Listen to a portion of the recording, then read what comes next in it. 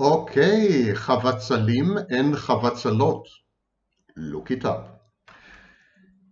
Today's topic is spiritual self-defense. Spiritual, you say? Is anything wrong with you, Sam? Are you more drunk than usual? Actually, it's my first sip of the day. And had I been inclined to adhere to the delusional disorder known as religion, I would have said, "Oh my God." But since I'm not, I should just say, "Heaven forfend." Look it up again. 2 look it ups in one video. That's a bumper crop. Okay, my name is Sam Vaknin. I'm the author of Malignant Self-Love, Narcissism Revisited, a former visiting professor of psychology in Southern Federal University, Rostov-on-Don, Russian Federation, and a long-time member of the faculty of the Commonwealth of International Advanced Professional Studies, Cambridge, United Kingdom, Toronto, Canada, with an outreach campus in Lagos, Nigeria. And this consumed half the video. Let's see what time we have left for the actual topic. And the actual topic is spirituality and how spiritual self-defense is essential in the recovery and healing from narcissism. But what is spirituality? How can we use a word without defining it well?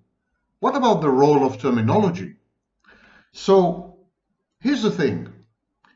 We human beings, we are creatures made of dreams. Our fabric is the fabric of fantasy.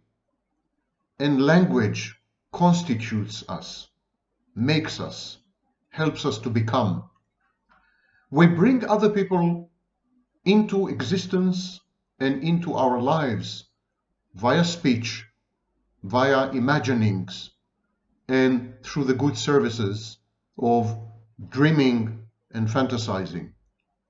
We are ethereal and ephemeral, passing thoughts. And so, although we can be clinically and technically reduced to cells, and then to atoms, and then to quarks and atomic particles, still, there is this extra something which science and philosophy hitherto have failed to capture.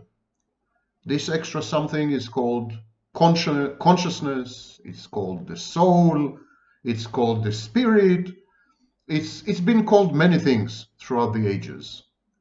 But we all know that even if we were to drill down layer after layer, level after level, we would still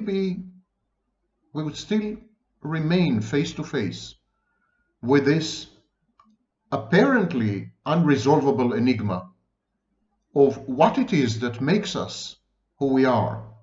What is this essence? What is the quiddity of being human? And so some people call it spirituality.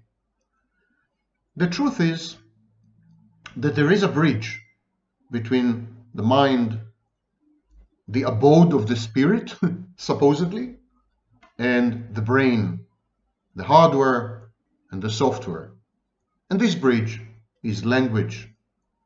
Using words and narratives, pieces of fiction, stories, we organize external reality, but even much more importantly, we affect our internal landscape. It has been proven beyond any doubt that words, for example, rearrange the brain on a physical level. They rewire the brain. It's been proved that exposure to messaging does change the frequencies of waves emitted by multiple units of neurons. It's been proven that stories can affect and shape behavior. So language is the bridge. We mediate ourselves and the world. We introduce each other to one another via language, via words, via narratives, via stories, via hopes, via dreams. Stuff that no scientist can capture in any vial, can never be studied in a laboratory, and evaporates the minute you try to nail it down. Call it the spiritual uncertainty principle. Spirituality is a concern for or sensitivity to things of the spirit or the soul. And it is frequently opposed or posed in contradistinction to materiality. So there's material and there is spiritual. And as I just explained, this is grossly misleading because the brain is neuroplastic and abstract thinking, words, symbols rewire and change the brain fundamentally, profoundly, and very often irrevocably. So this is where spirituality becomes a facet of materiality, or the other way around. Materiality is just a manifestation of some abstract principles and some linguistic concepts. And so no healing and recovery from narcissistic abuse or any other type of abuse or any other type of trauma for that matter is complete without this dimension, the land in between the material and the spiritual. No process of personal transformation, of regaining one's mental health, functionality, no such process is complete without catering to the body, which is the hardware, catering to the mind, which is the software, and then taking care of the language that bridges hardware and software. This is known in psychology as the spiritual factor.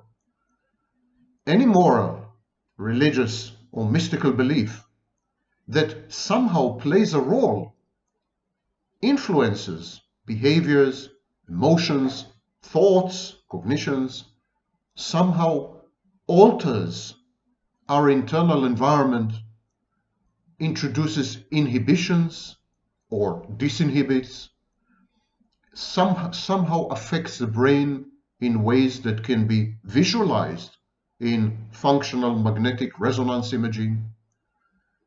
Any such belief, any such article of faith, any such mystical experience, any such religious practice, any such moral teaching that interface with, get entwined with, and interlace with our hardware, the brain itself, thereby changing our minds in effect. These are known as spiritual factors. Now, I don't want to venture too far.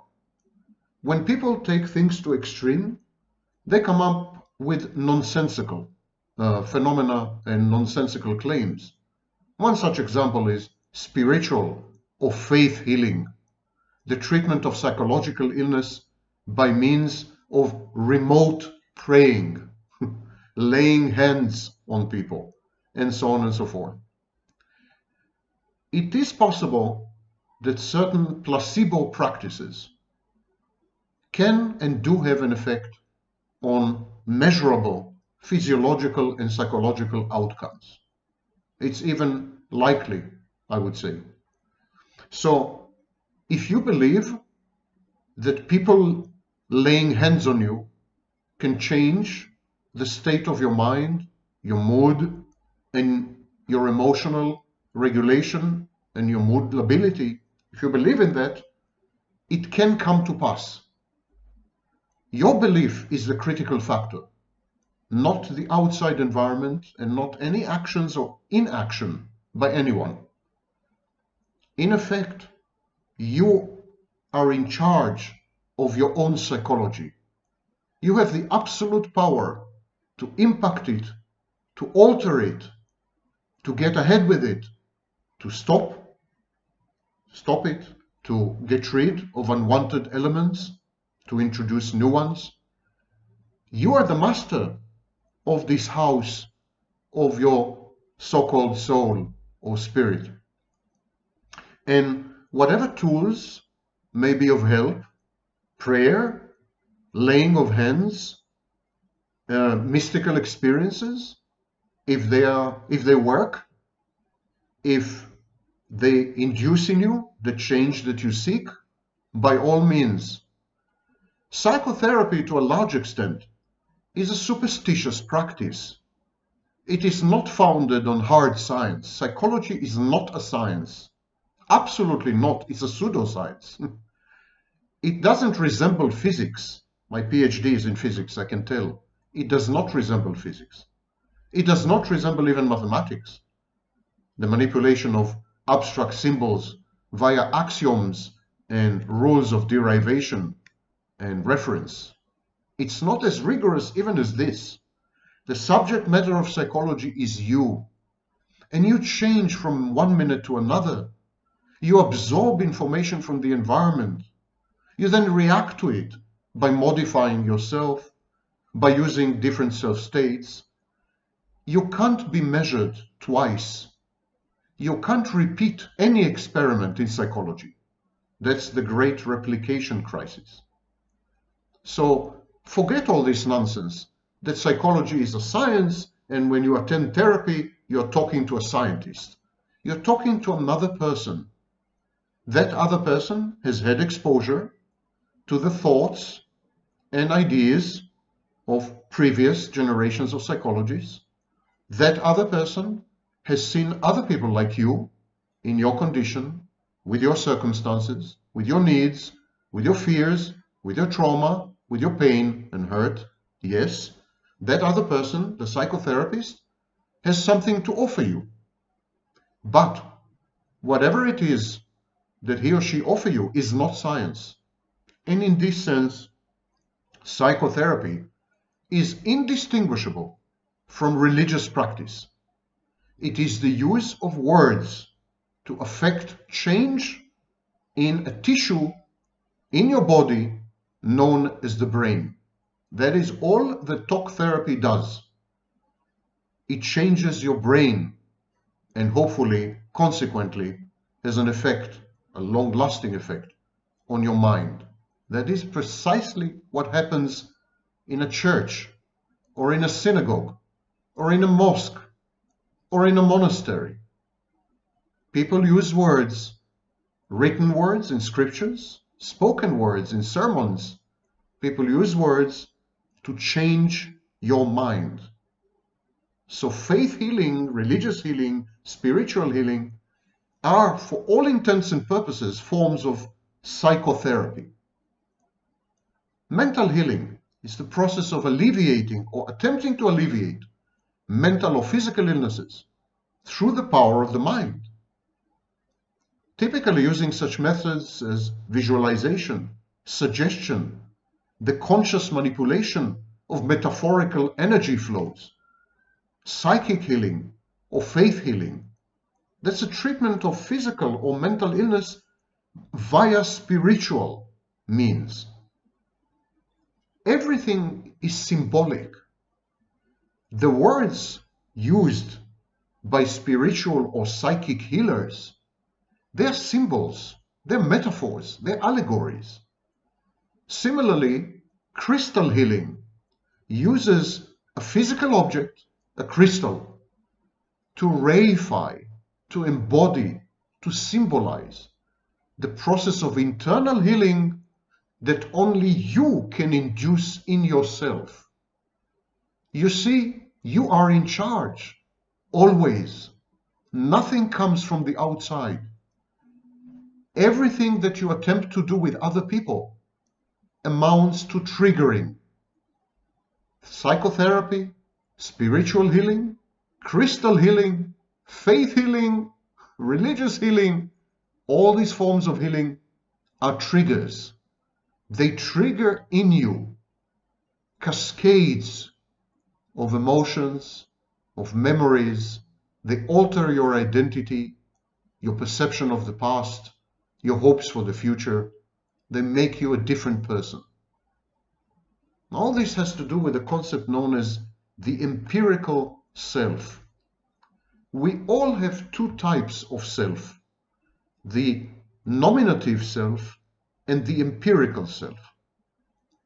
The empirical self is the self that you know. It is not the self itself. It is not the self that knows. It is the self as you know it. So each one of us has a self. In my work, it's not unitary, it's an assemblage of self-states.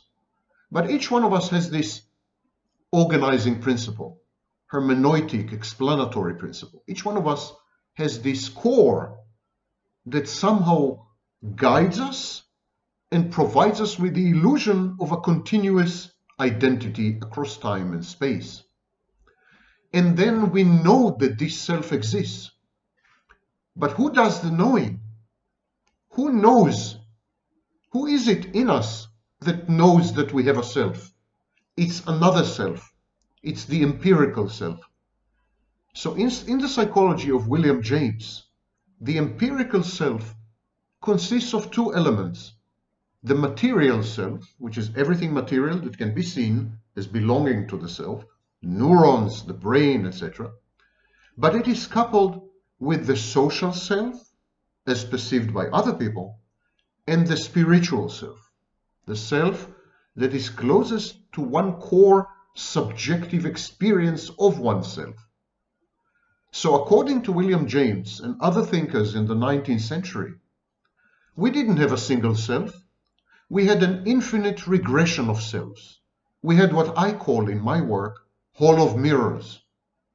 There is a self somewhere there, or an assemblage of self-states, doesn't matter, a repertory of self-states. There is a self, and then there is this self as seen by other people, and that is the social self, and then there is this self as it is experienced by us, experienced by you, the way you experience yourself, and that is the empirical self.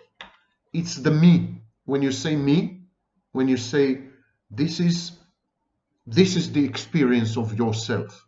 So earlier thinkers in psychology made a distinction between I and me.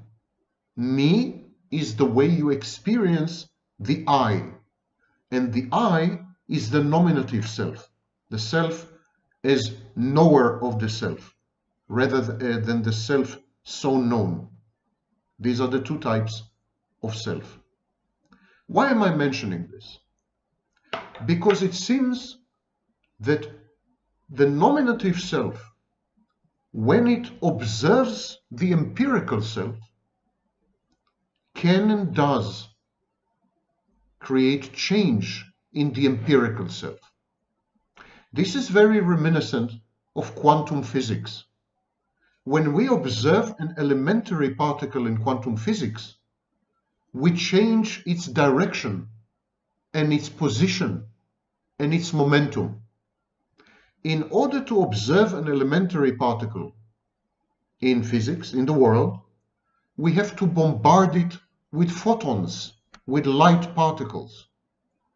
The light particles hit upon the elementary particle that we are observing and transfer energy to it so that they change the direction, momentum, and position of the particle being observed. Similarly, when the nominative self observes the empirical self, the very act of observation, the very act of self-consciousness, the very process of being self-aware, the very concept of the existence of a self, all these things, all these processes change the self.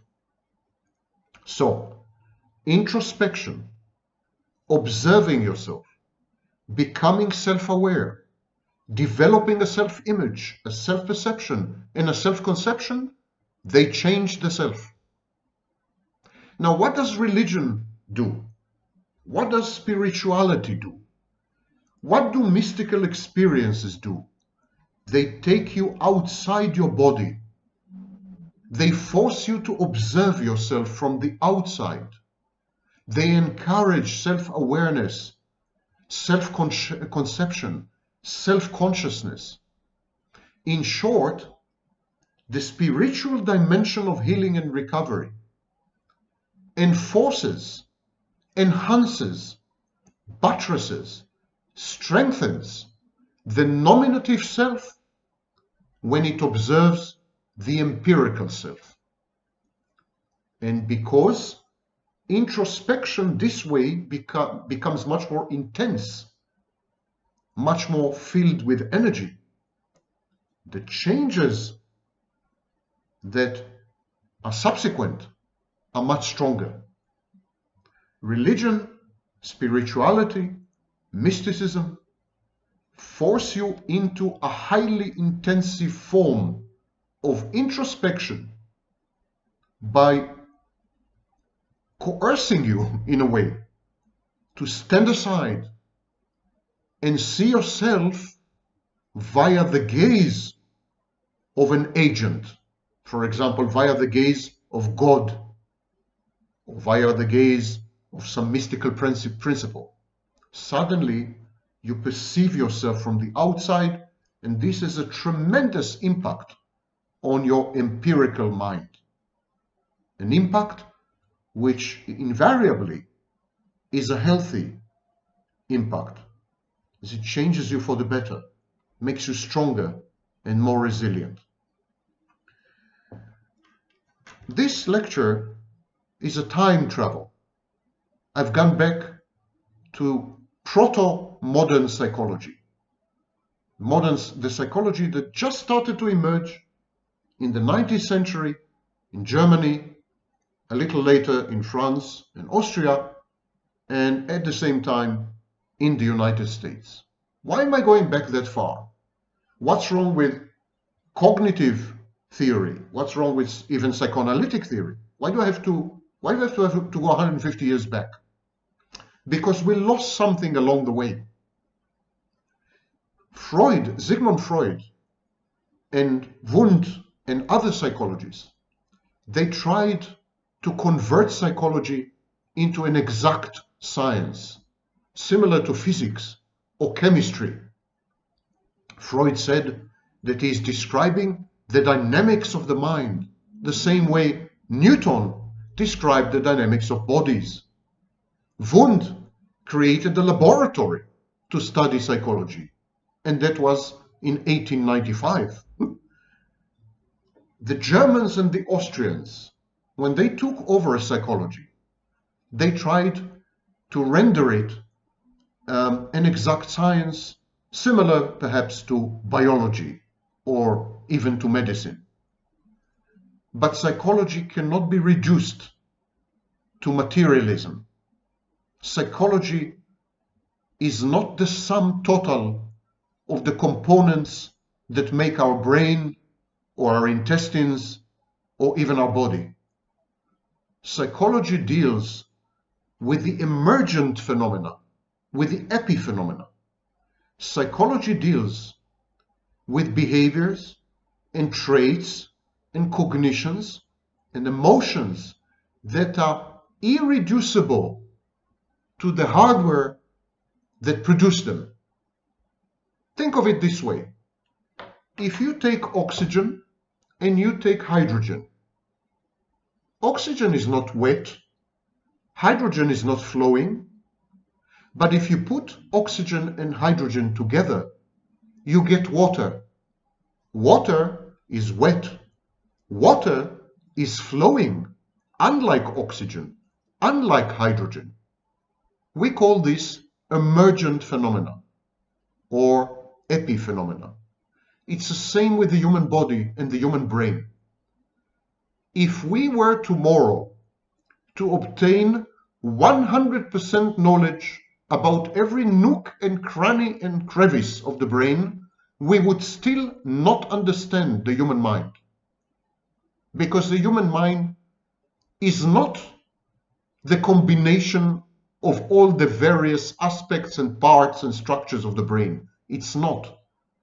It is an epiphenomenon. It's an emergent phenomenon. It's like the wetness of water. The wetness, the fact that water is wet, does not come from oxygen, does not come from hydrogen.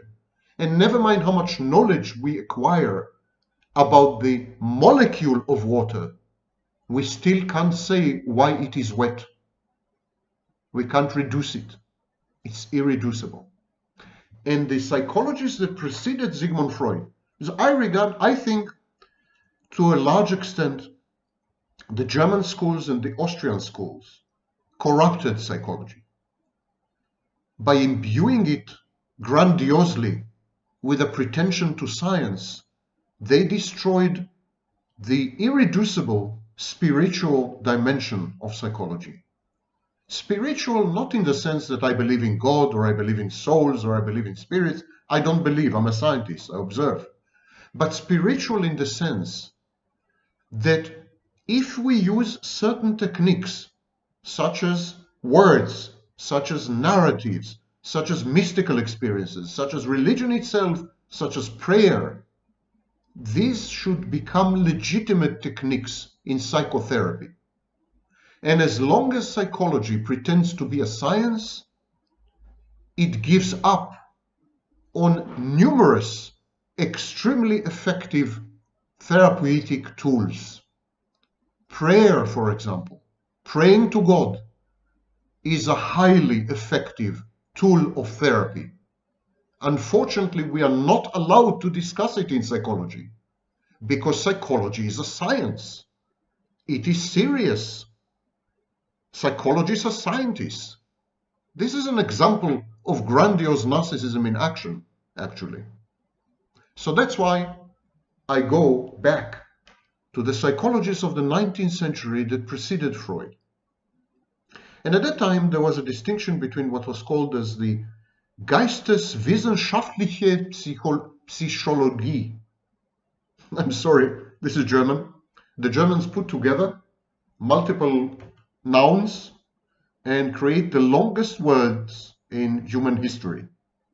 So, Geisteswissenschaftliche Psychologie is one such word.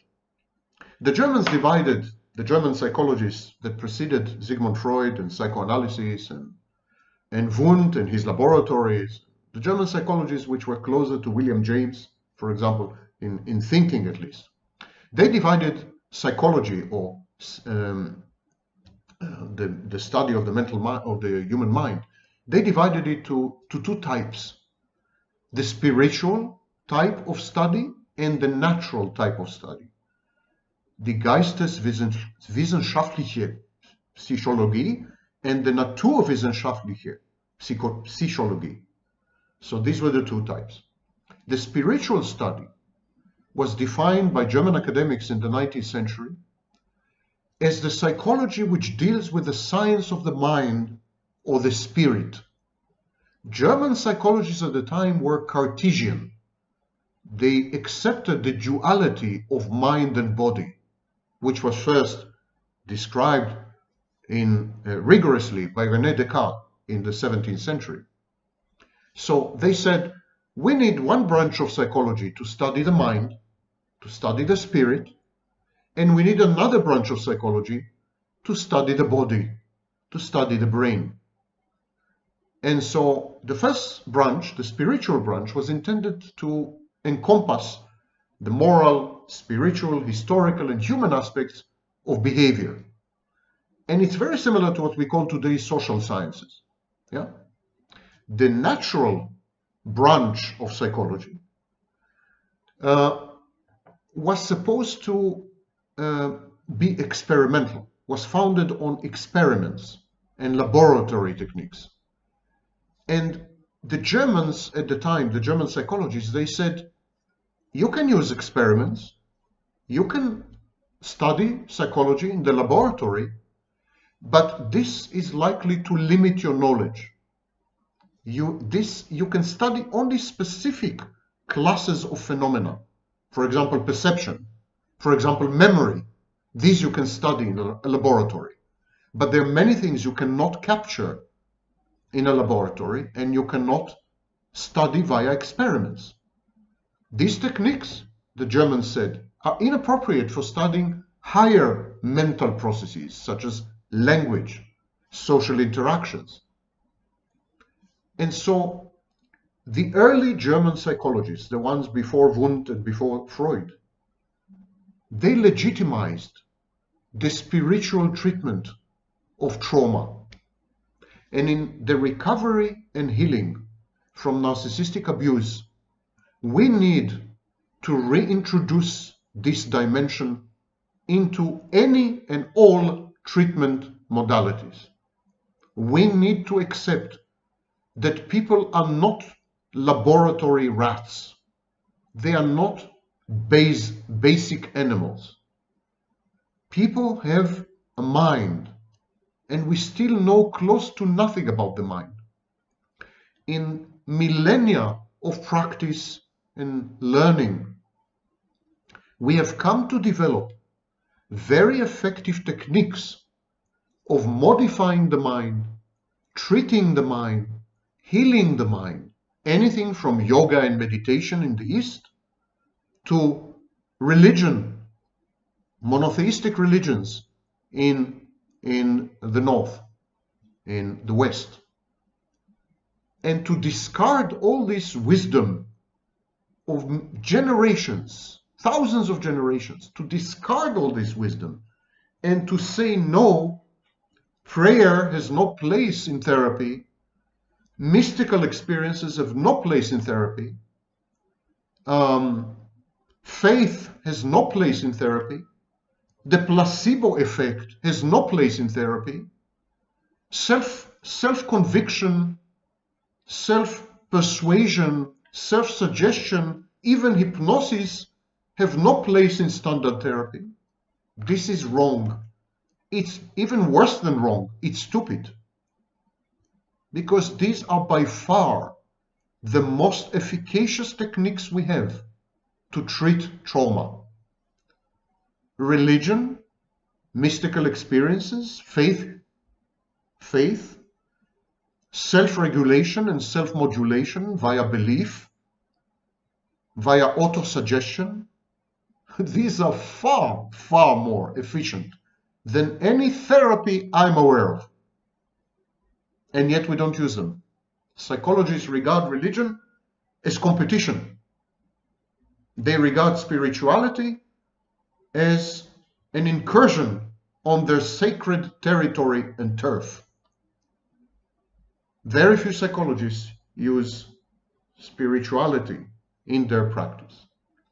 The Germans at the time had another concept, Verstehende Psychologie, understanding psychology. It was an approach to psychology advocated by a philosopher, actually. His name was Wilhelm Dilthey. Dilthey argued that psychology belongs to the human sciences and not to the natural sciences. He said that psychology can never be explained using natural laws like the laws of physics. He said that for psychology, the object of understanding is lived experience, a Erlebnis in German. The goal must be the articulation of the meaning of the experience from the perspective of the person living it. It was an amazingly right direction. It was the right direction for psychology. And then psychology was hijacked and abducted by wannabe scientists, wannabe physicists. There was physics in the end of the 19th century was all the craze. Physicists like Albert Einstein became celebrities. They were like the rock stars of the period. So psychologists also wanted to be rock stars. They also wanted to be physicists. And they dumped the approach of understanding psychology. They dumped Dilthey's writings. But his work was genius. He said that the only guide to psychology is the lived experience, the way we experience life itself and how and what is the perspective of the person as he experiences his life. And he said that the aim of psychology is to heal and to cure. It's a branch of the social sciences. It's a branch of medicine, if you wish, but not of physics. And he said, how are we to help people? How are we to cure people if we don't consult them? If we don't talk to them as equals? If we don't inquire as to how they experience their existence, their pain, their trauma? And this led later to the development of phenomenology and, to some extent, existentialism. Existentialism is a school of philosophy. It started actually in the 17th century with Blaise Pascal, and later with the Danish philosopher Søren Kierkegaard, and with the German philosopher Friedrich Nietzsche. Fyodor Dostoevsky, the famous author, was an existentialist. But existentialism as a rigorous philosophical discipline was first described by Martin Heidegger, another German. I don't know what's happening today. It's a German lecture.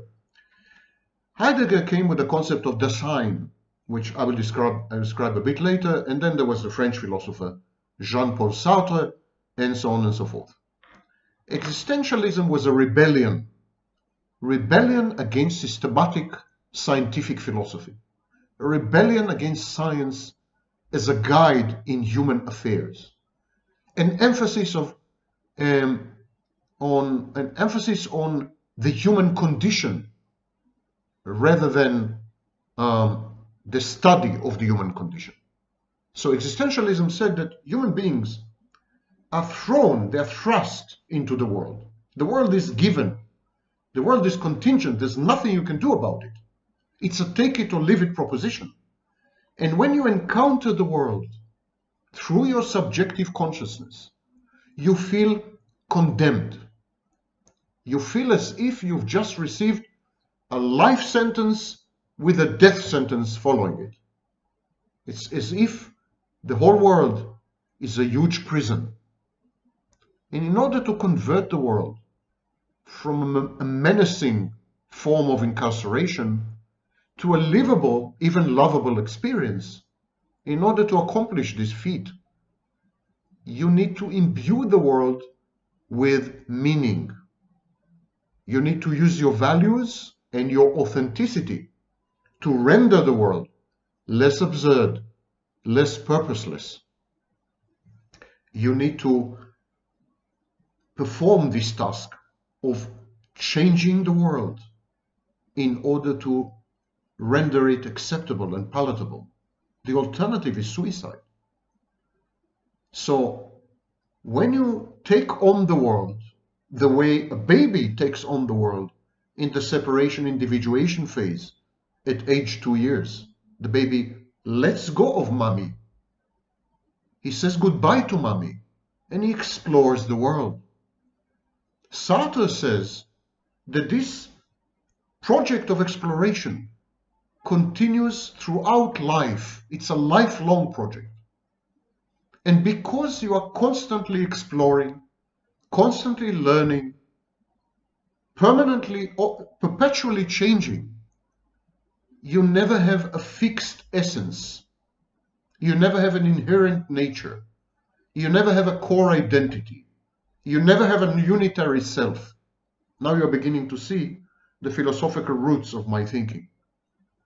By accepting this burden of the responsibility to change the world with your decisions and choices, it's a burden because it's a responsibility, and you will be held accountable, and you will pay the price if you make the wrong decisions and choices. But you lovingly accept this price.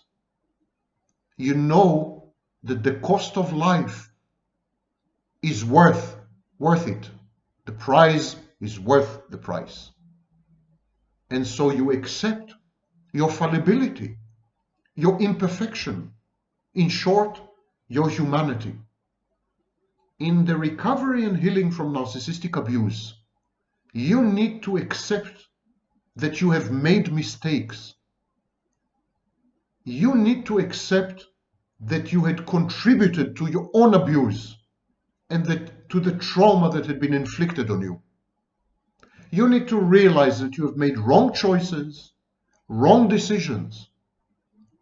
You need to assume responsibility for your part of the calamity that had befell you. This is not moral responsibility. The abuser is morally responsible for abusing you. You were victimized, you were abused through no fault of your own. You were not guilty. It's not a question of guilt. There's a big difference between guilt and responsibility.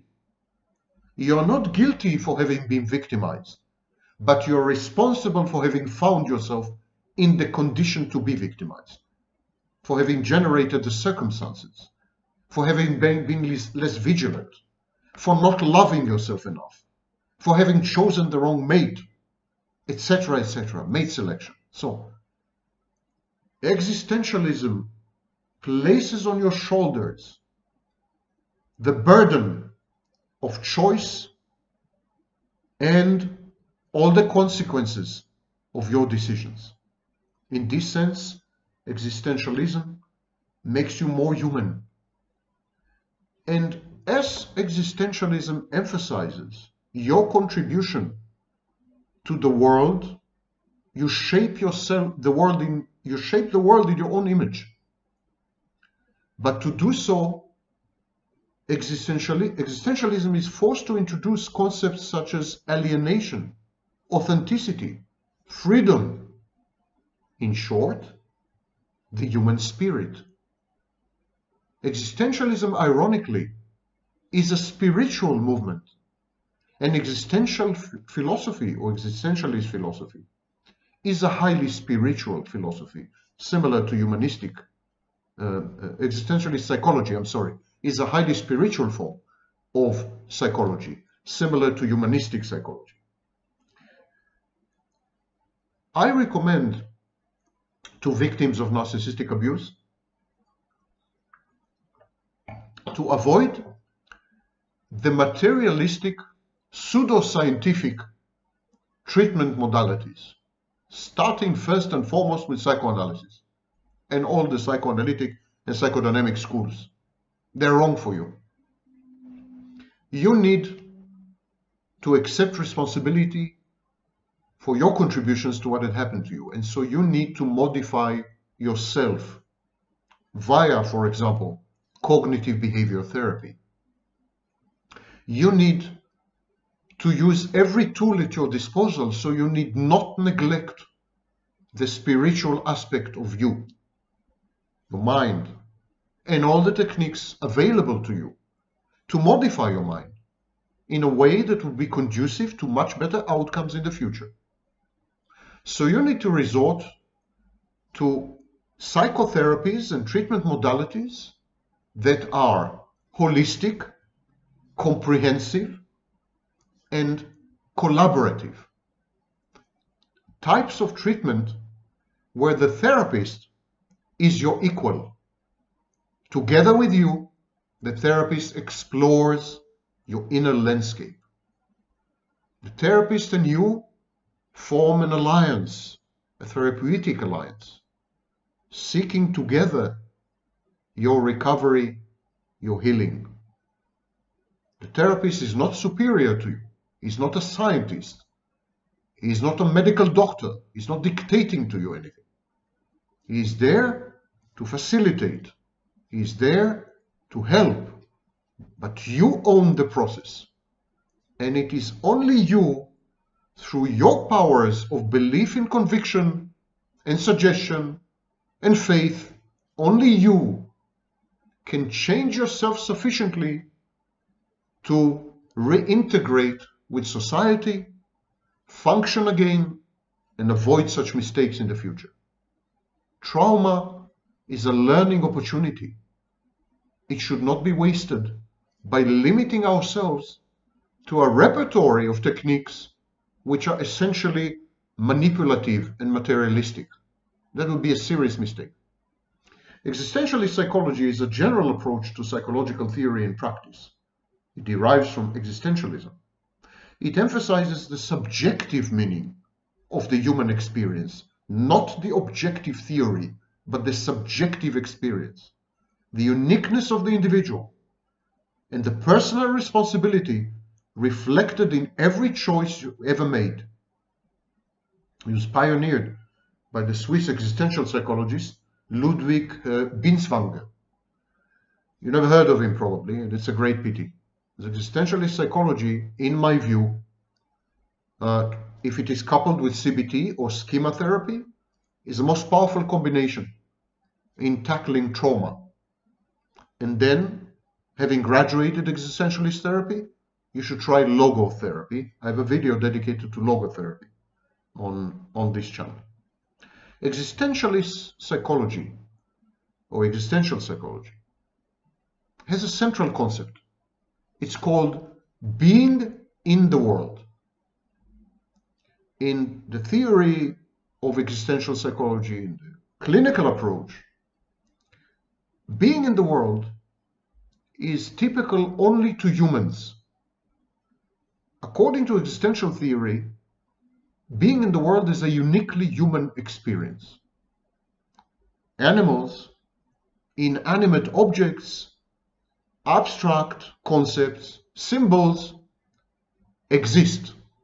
They have a being, but they don't have a being in the world. A being in the world emerged as a concept in Germany that is very similar to Dasein. It's a term used by Martin Heidegger. I mentioned it earlier. And in France, in Germany and in France, almost simultaneously. What it means is being. Being is an act. It's not a passive state.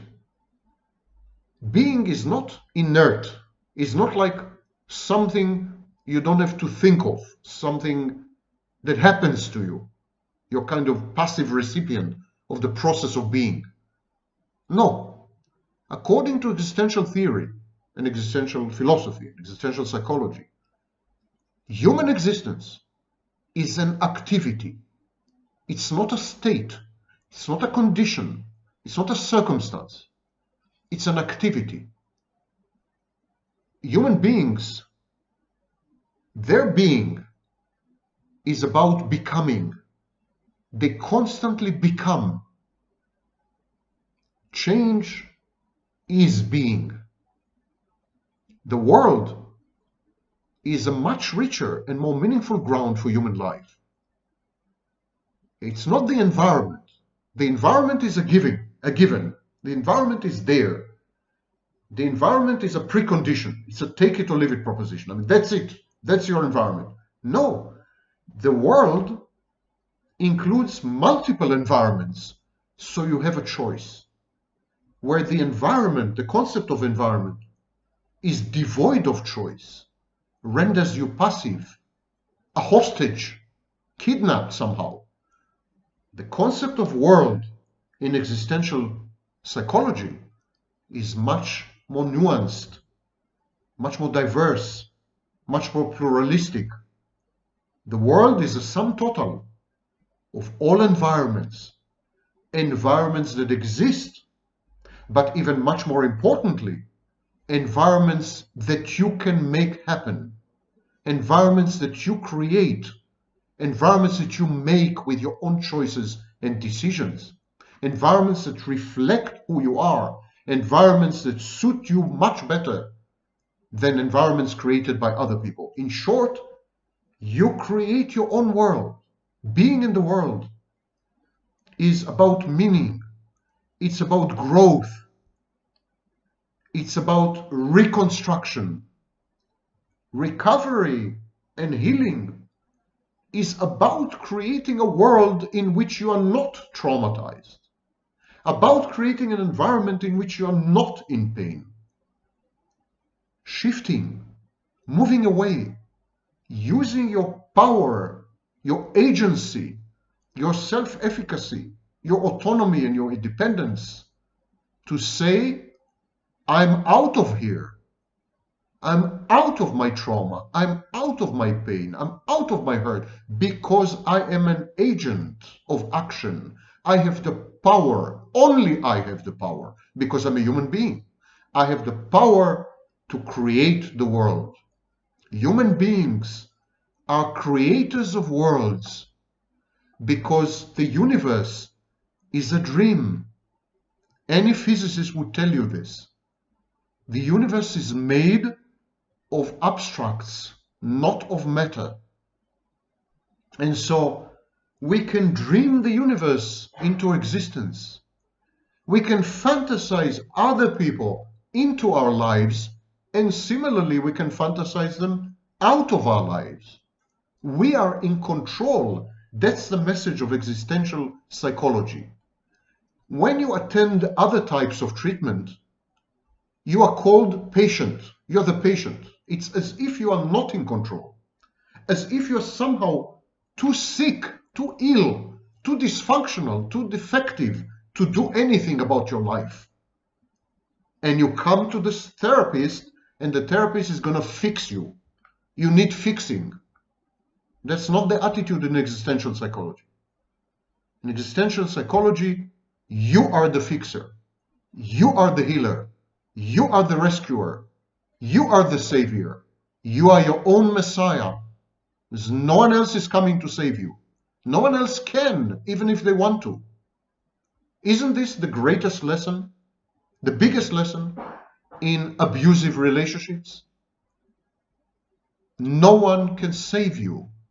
No one can help you. There is no rescue. You are all on your own. This is the bad news. And this is also the best news imaginable. Because you are all on your own, you need no one to change, to heal, and to recover, and to reassert yourself, and to regain your consciousness. So, the very concept, the very idea of identity of self in existential psychology is a dynamic process. That's why I'm much closer to existentialism than to other schools of thought, because existentialism is dynamic. And in my work, there's no unitary fixed self. In my work, there are assemblages of self states that are very dynamic and change all the time. I keep saying that men, human beings, man is not a pond or a puddle. Man is a river. Man is in flux. You never meet the same person twice. So there's a world design in existential psychology. A person's worldview or fundamental orientation, attitude to life. It's the essential model of being in the world. Each and every one of us has this model, this narrative. Each and every one of us has this theory about the world, the internal working model, a theory of mind. We all try to make sense of the external environment, the universe, other people, by telling ourselves explanatory, organizing, hermeneutic stories. So the world design is a concept that was introduced by the existential psychologist Ludwig Binswanger, which I mentioned earlier. A person's world design includes the way in which a person integrates the totality of his or her personality with the world. She experiences the world. But what is experience? What does it mean when you use the word experience? What does it mean? It means the meeting point, the connection between who you are and the world. When you, your personality, your essence, when you meet the world, when you clash with the world, when you interface and interact with the world, then you generate experience. And if you study this experience, if you focus on this experience, you learn everything you need to know about the world and about yourself in the world. So understanding a person's world design is essential to understanding the person. This is the French concept, no? And a French-German concept. Heidegger called it Dasein. Heidegger was a philosopher, and he has written the most incomprehensible text in human history, I think. I don't understand a word he's saying most of the time.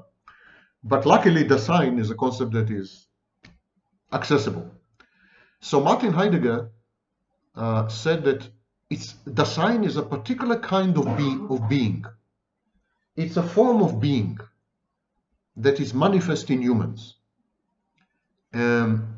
Humans exist as Dasein. Dasein is the way humans exist. It's the way of being. And it allows humans access to a larger question of being in general. Not only their being, but general being. Like, what is existence? What is the world? So Dasein is the principle of being. And because people experience Dasein, because they experience being, they can understand the being of other things, of animals, of the world, and potentially of abstract entities like God and so on. So people feel that they exist because exactly like the rest of the world, they experience Dasein. Dasein gives them access to the world.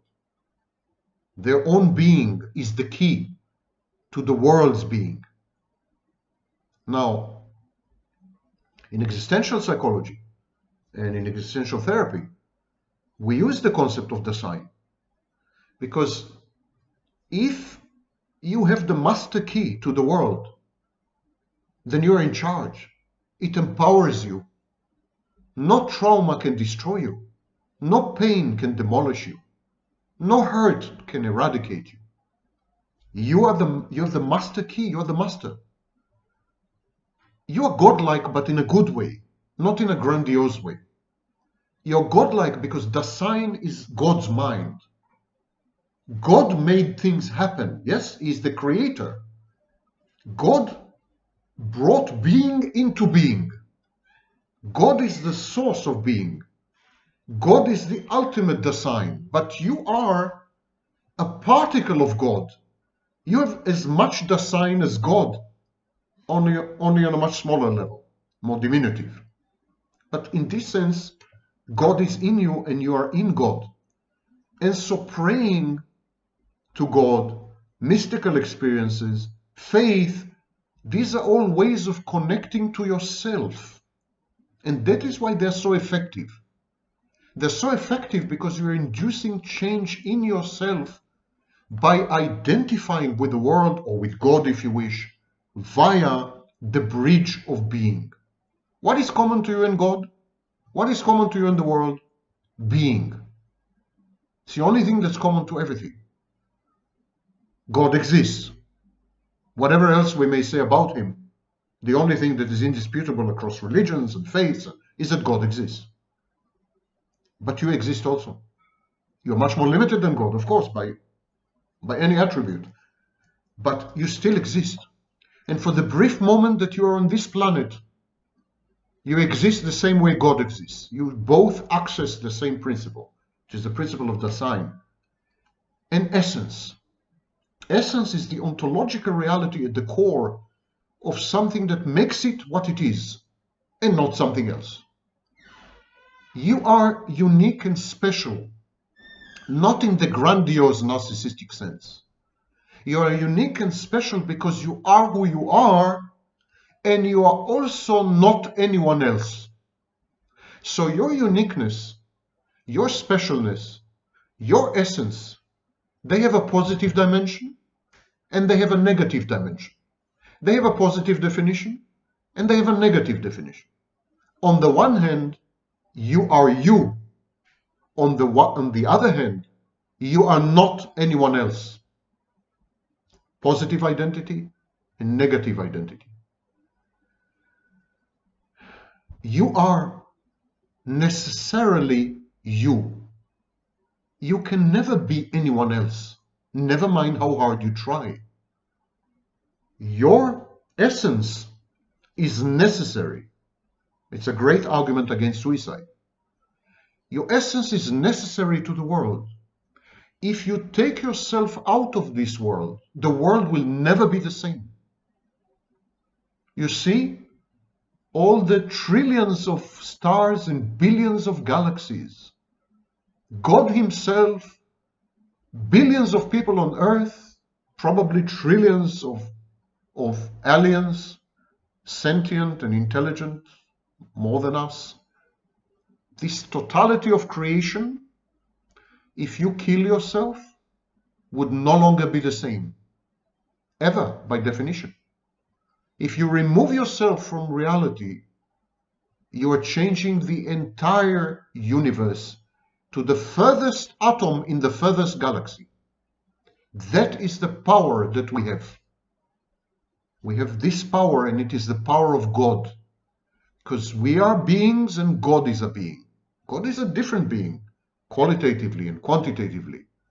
But we are united in existence.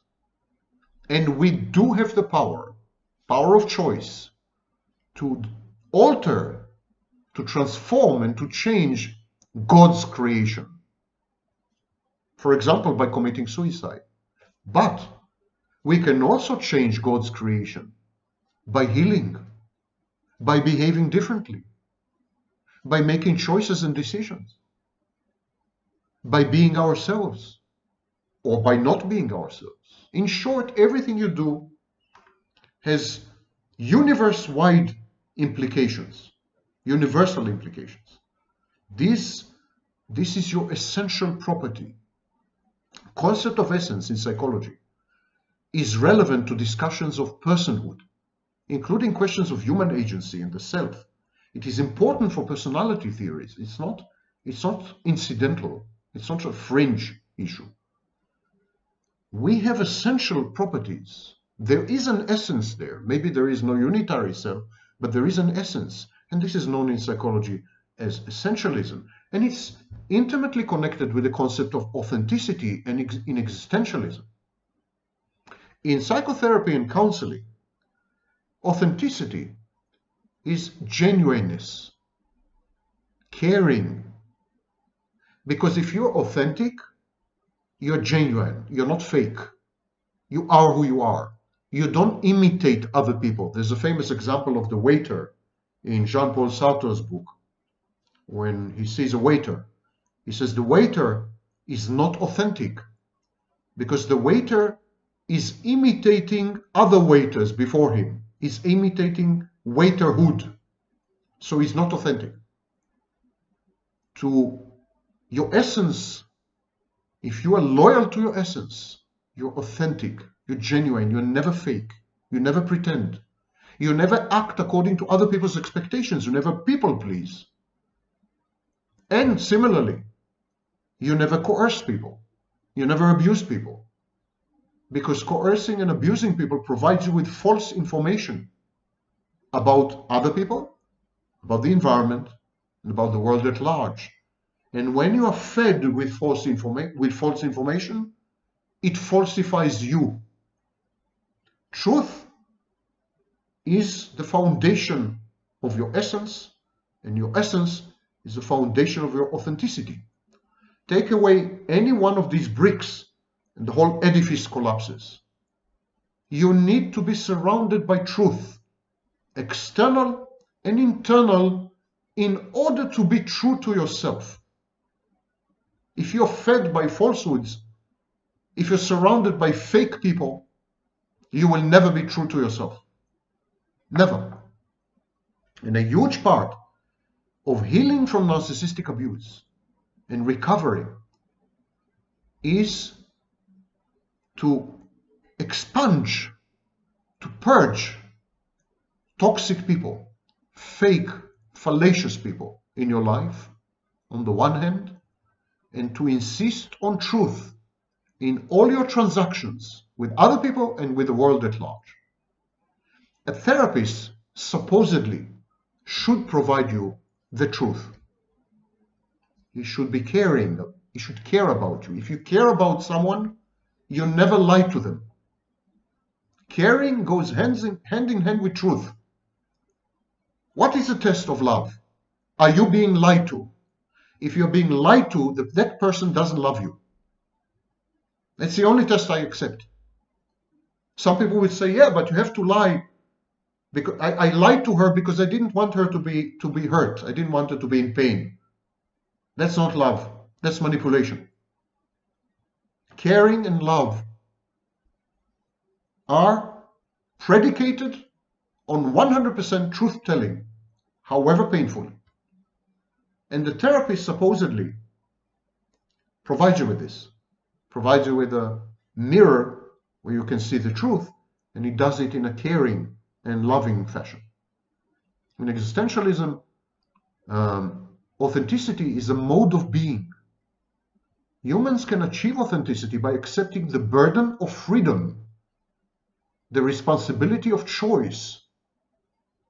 When you say, I'm in charge, my decisions and choices shape the world, at that moment you become authentic. That is authenticity. When you don't deflect, when you don't lie, when you don't prevaricate, when you don't excuse yourself, when you don't shift the blame, when you don't guilt trip, when you face the world bravely and you say, this is me, this is what I've done, and this is the price I have to pay, for better or for worse, at that moment you are 100% unadulterated you. That is authenticity. Authenticity is freedom to choose, choice, and the responsibility that comes with choice. Constructing your own values and meanings in a universe that otherwise is meaningless. You imbue the universe with meaning. The universe is an object. A glass is meaningless unless you fill it with wine. At that moment, it acquires its functionality, it acquires its reason to be, raison d'être. The universe is meaningless without us. Had all the sentient, intelligent creatures in the universe vanish, the universe would have been rendered dead, a dead object, a meaningless object. And even in religion, for example in the Kabbalah, God created sentient, intelligent beings because he needed them to heal him and to complete him. They have a mission, and the mission is to allow God to be. Human beings are the Dasein of God. Human beings are God's being in the world, state and principle. That's how important we are. And this leads me to humanistic psychology. Humanistic psychology was an approach in psychology. It flourished between the 1940s and the 1970s. It clashed with behaviorism. It was a big mess. And even today, some humanistic techniques and so on and so forth are visible in psychotherapy and counseling. It derives from ideas in existentialism and phenomenology. It focuses on the individual's capacity to make choices, create their own lifestyle, and actualize themselves in their own way. You heard of Maslow's self-actualization. The approach of humanistic psychology is holistic, and the emphasis is on the development of human potential through experiential means. Humanistic psychologists believe that you can realize your potential only via experiences. You cannot learn. You cannot learn things. You have to experience them. Even when you do learn something, you have to put it to use. Only when you put it to use, you learn. Learning is predicated on being, and being is predicated on experience. The approach is very interesting in this sense, and humanistic therapy sessions are amazing.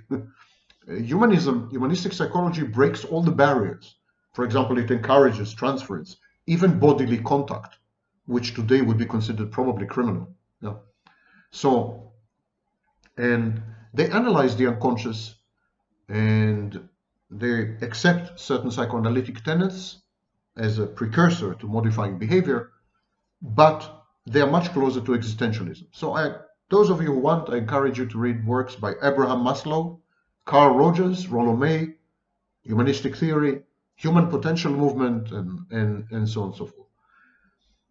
I'm mentioning these schools because I think victims of narcissistic abuse, traumatized, bleeding, wounded, broken as they are, they don't need therapy that would be analytical and cerebral and scientific. They need a hug. They need a hug. They need warmth. They need to reacquire their power. They need to be empowered. They need to become agentic. They need to believe that their agency can change the world and themselves. They need to acquire some conviction in the power of faith. They need to self-administer placebos if needed. They need a much more human approach. And existentialism, on the one hand, places the burden of choice and responsibility on the individual, but on the other hand, it's very, very warm and caring because it emphasizes on subjective experience. Same with humanistic psychology, same with logotherapy. CBT is a technique. It's like fine-tuning. So it's recommended as an adjunct to these therapies. In humanistic psychology, there's something called the fulfillment model. It's a basic type of personality theory.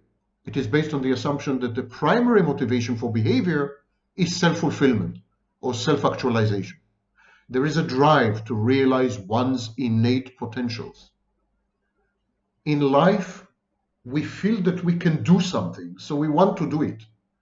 We feel that we can become someone, so we want to become that someone.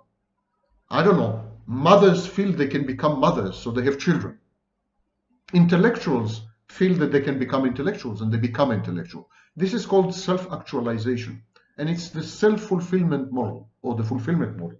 This is the primary motivation for behavior. According to humanists, everything we do, including self-destructive acts, self-defeating and self-handicapping behaviors, they're all geared towards self-fulfillment.